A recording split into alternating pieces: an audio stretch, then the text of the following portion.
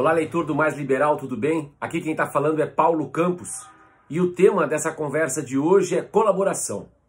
Aqui é importante a gente identificar que nesse momento de Covid-19, onde cada vez mais as organizações, as pessoas e os líderes precisam colaborar, é importante a gente entender esse conceito e de que forma você pode ampliar e de fato colaborar.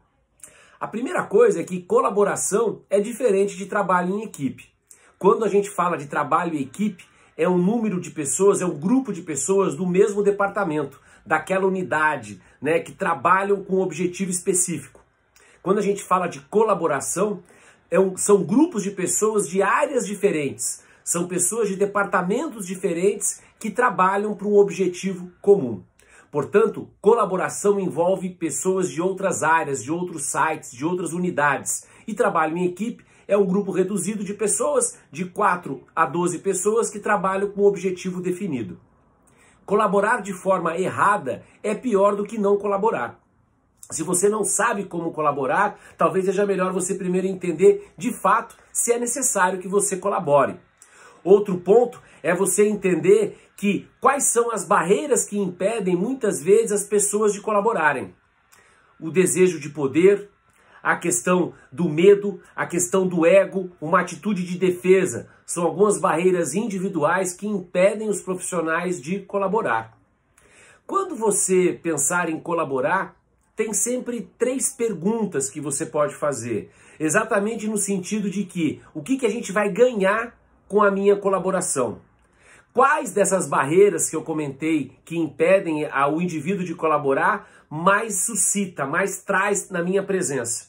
E por último, quais são os mecanismos que eu conheço para evitar essas barreiras? Se colocar vulnerável, pedir ajuda, ouvir opiniões, são formas onde você pode incentivar pessoas de outras áreas a colaborar.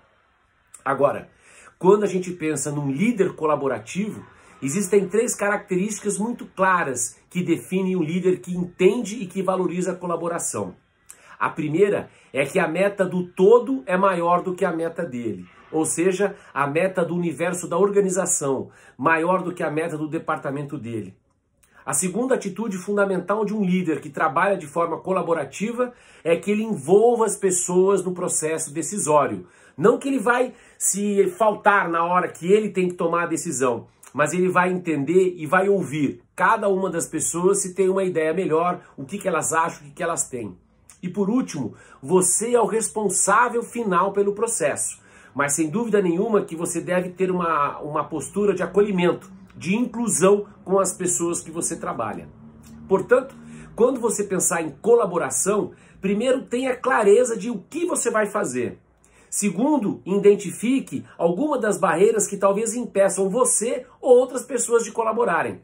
Normalmente, o desejo de poder, a arrogância e a atitude de defesa são as 3 mais identificadas. E por último, você entende quais são os mecanismos que você pode fazer para colaborar, para incentivar que as pessoas participem. Portanto, nossa conversa de hoje foi sobre colaboração.